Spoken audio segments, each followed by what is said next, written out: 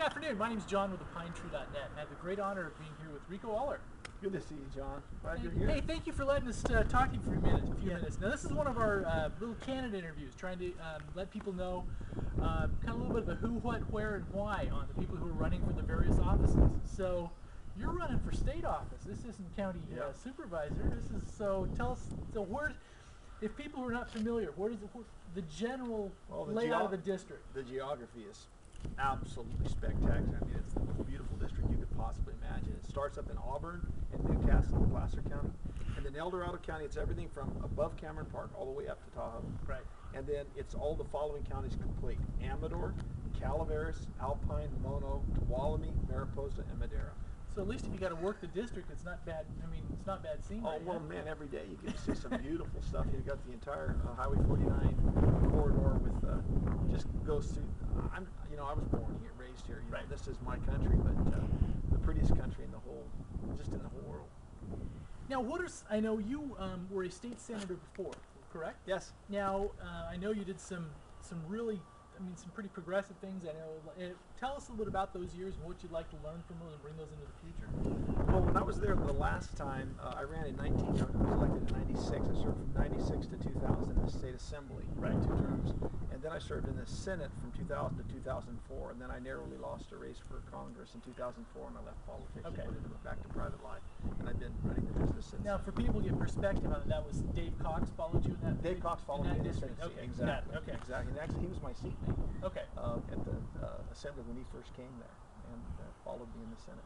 Dave's a great guy. He passed away last year. I'm really sorry. The experience of being in office then was a great education, and I had this silly notion that people could be persuaded to do the right thing if you just explain to them how silly the decisions they were making were, and what the effect they'd have on the economy. Yeah. And boy, I was pretty Pollyannic. I got there and found out that they just don't care. Got it. I mean, just really don't care. The people in power have an agenda that's so, honestly, just so socialist. Right. And that they don't care what the outcome is, because their socialist philosophy just trumps everything else. So, I guess is some of the quest to go back and with the more of not a jaundiced eye, so to speak, to actually a little bit more cynical, a little more trench warfare type of thing. I have to say I'm a little more cynical today than I was then. I'm less inclined to just take things at face value, but also just more realistic. Right. Understanding that understanding people for who they are and their ideology for what it is. One can do a better job of devoting one's time in productive ways, and not so much in unproductive ways. Right.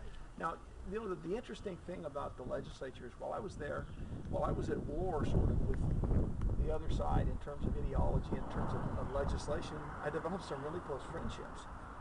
Some of them with Democrats that are extremely liberal, guys that I wouldn't vote for in a million years, but they'd be a great brother-in-law, a neighbor. They're nice people. So you have to separate the conflict part of it from the relational part of it. Right. And for some people, that's very difficult to do, because as soon as they develop a relationship, they stop wanting to be confrontational when it comes to the votes and the bills. Yeah. So that's a fine line one has to walk. I think I did a very good job of that, and I'll do that again. Today, the stakes are just so much higher. We've gone so much further down the road to the left, in the direction of government involvement and everything, that we're much closer to what I refer to as the day of reckoning. It's at hand. The state is going to default before very long. People are going to stop loaning us money. We're not going to buy our bonds anymore. Right. So I think now is the time. I wouldn't have returned to the arena, except for the fact that it's just so close to the edge. We absolutely got to have some people there that know what to do when this happens. I guess from working on the minority side of it, expected minority side, what are some of the realistic goals you'd have? I mean, what are some of the goals you'd like to see happen that you think would be done? Well, I think that there's a good likelihood that some of the really, really repugnant legislation, like AB 32, the Global Warming Initiative, California, and its hubris passed, thinking they're going to solve the world's global warming problems if we have one.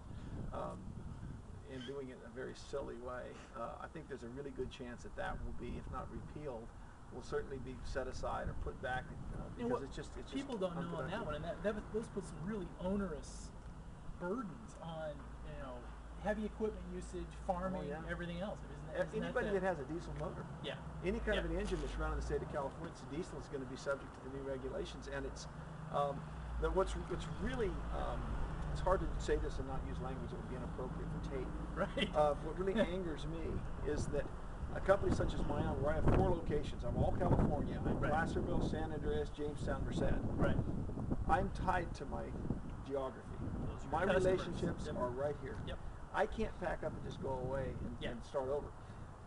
The businesses that I compete with are national in nature. Some of them have thousands of trucks, where I have 20. Thousands. Consequently, every year they have attrition and they replace certain trucks. When they buy new trucks, what do they do with them? They move them to California. They take their old trucks and they move them to another state and they use them through their useful life just as they would have. So it doesn't change the number of trucks on the road at all. And that air does not respect the border. So you're at a disadvantage if you are a California-centric business rather than leverage it over the rest of the US. And imagine if you're a manufacturer, it's even worse. For a manufacturer, you know, guys that make pipe or make parts for cars or make bricks or make any product that they can make somewhere else, they're making them in Texas, they're making them in Nevada, they're making them in Oregon, and they're shipping them to California. Why would you put up with the nonsense that California lays on you if you don't have to?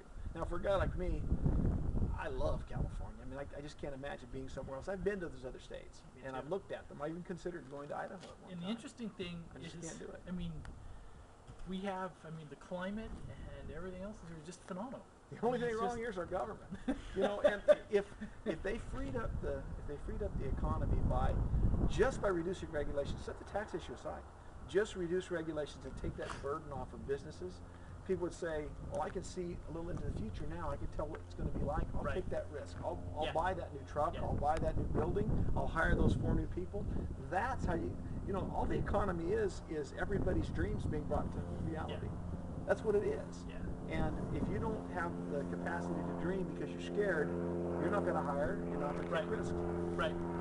Somebody's dreaming. They're flying over. Hey, right on. You know, the airport's just right next to us here. Oh, that's probably Kathy's van. Get out of it right here. Right now. We can have to continue again after. And one of the things we wanted to say though, and I mean we can probably let that roll. One of the things we want to say is thank you for running, because we know that choosing to run for any public office, even at the local level and everything else, is not something to be taken lightheartedly. I mean, it impacts your family, it impacts everything. And I want you to know that for a business owner in California to take on the establishment, Republican and Democrat, to take on the establishment, the big government types that are everywhere, is a dangerous proposition from the standpoint of your business. Bad things happen to businesses that take on the establishment. They get audited. They have surprise visits from Cal OSHA. Bad things happen. And if you think that politics is a benign, fair-minded proposition, you're living in a dream world. This is a dangerous proposition. I've always said that politics is a lot more like war than it is like church.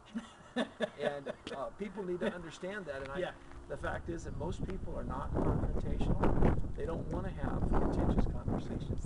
They don't want to. They just want to live their lives, be left alone, and raise their families and pay their bills. And go to their church, go hunting, fishing, play tennis, golf, whatever it is they do, and not really get involved get into the trenches. But if there aren't people who are willing to take that chance and make those sacrifices, all of us lose. What there is. And I'm just and on that I will say thank you. Well, no, really, because I mean that because it's to running. I mean, how it impacts life, and it's an expensive business to run too. Well, it's expensive. It takes you away from it takes me away from my business. I know that being in politics before cost me millions of dollars, no question about it. But you know, I love that. I've got a favorite poem. It's by Thomas Addington Macaulay. It's called Horatius at the Gate. What happens is that the Spartans are attacking Athens. And Athens is protected by the river Tiber and a giant wall in the rest of the city. And there's one bridge that crosses the river. And the runner returns to Athens to tell the city fathers what's happening. The army is approaching. So they go out there with their axes and they start chopping down the bridge. The only escape or route in or out of the city. And Horatius and 2 other soldiers go across the bridge and they stand to defend the city. And the city fathers are chopping down the bridge. And just before it falls, the other 2 cross the bridge and barely make it back to the safety of Athens. And Horatius is left alone. The poem ends, "Then stood forth brave Horatius, the captain of the gate. To every man in life death cometh soon or late. And how can man die better than facing fearful odds for the ashes of his fathers and the temples of his gods? Isn't that good stuff? It is. I love it. I love it. It gives me chills. It gives me chills.